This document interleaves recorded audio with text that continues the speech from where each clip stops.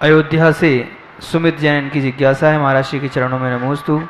महाराज श्री, हमारे जीवन में दान का क्या महत्व है, कृपया समाधान करें। तुम्हारे जीवन में दान का उतना ही महत्व है जितना कि कमाने का महत्व है। तुम्हारे जीवन में धन कमाने का महत्व क्या है?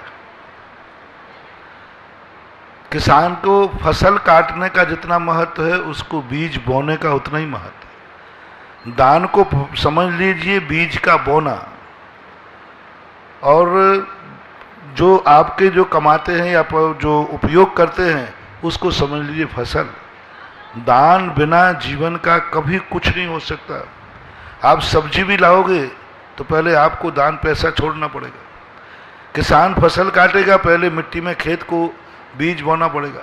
बिना दिए हुए कुछ उपलब्ध होने वाला नहीं है। तो दान एक वो पावन पवित्र क्रिया है जो तुम्हारे संसार के सुख और समृद्धि के फल जिस पर लगते हैं। दान धर्म नहीं है, दान धर्म नहीं है। इसलिए यदि दान धर्म होता तो हम साधु संत भी दान करते। दान पूजाएं ये वो हैं जो किए हुए पाप की गंदगी को साफ करते हैं। स्नान कौन करता है? जो गंदा होता है। कपड़ा कौन धोता है? जो गंदा होता है। यदि कपड़ा गंदा ही नहीं होगा तो धोने की जरूरत नहीं। आपका एक कपड़ा 4 दिन रखा रहा अटैची में, उसको आपने धोया नहीं, और एक कपड़ा प्रतिदिन धोया क्योंकि आपने प्रतिदिन पहनकर उसको गंदा किया है।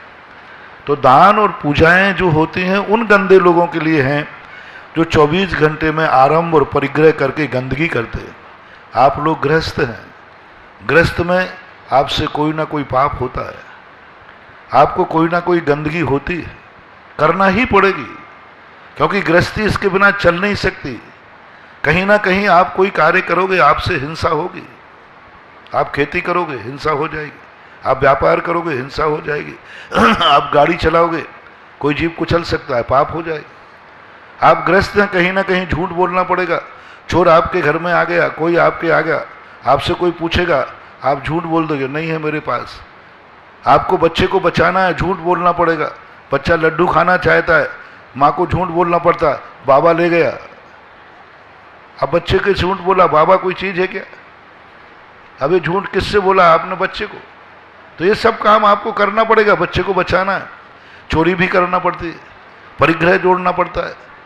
तो जब गृहस्थों की जिंदगी में कोई ना कोई गंदगी होती है, कभी मन से, कभी वचन से, कभी काय से, कभी कृत से, कभी कार्य से, कभी अनुमोदना से, कहीं ना कहीं से पाप करने के 108 दरवाजे होते हैं।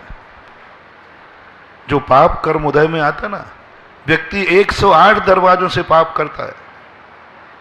अब 108 दरवाजों से जिससे पाप होता हो, और गृहस्थ के सारे दरवाजे खुले रहते, कोई दरवाजा बंद नहीं कर पाता।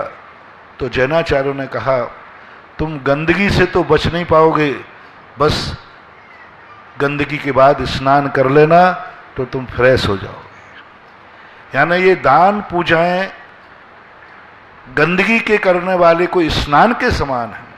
जो व्यक्ति गंदा तो होता है लेकिन स्नान नहीं करेगा तो क्या होगा? उसके शरीर से बदबू आएगी, कीड़े पड़ेंगे, और धीरे धीरे वो मैल सूख जाएगा तो दरारें पड़ जाएंगी, फटने लग जाएगा, ब्लड आ जाएगा, खून आ जाएगा।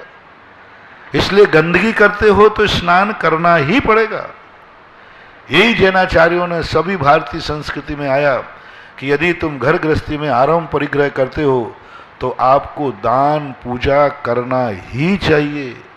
गृहस्थ बिना दान पूजा के रहता है, एक दिन ठोकर खाएगा, एक दिन रोना पड़ेगा, एक दिन उसकी जिंदगी ऐसी हो जाएगी कोई संभालने वाला नहीं रहेगा। साधु जो होता है वो इन सबसे परे हो गया। उसको कोई हिंसा नहीं, पैदल चलता है, देख के चलता है, बोलता है सोच के बोलता है। झूठ बोलने का सवाल ही नहीं, मेरे पास कुछ है ही नहीं, झूठ किसके लिए बोलूँगा।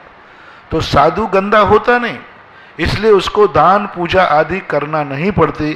भावात्मक उपदेश जो है, सबसे बड़ा दान हमारा यही है कि हम आपको उपदेश देकर आपके मन को फ्रेश करते हैं, आपको आशीर्वाद देकर मन को संतुष्ट करते हैं। यही हमारा दान होता है। आपका दान द्रव्यात्मक होता है।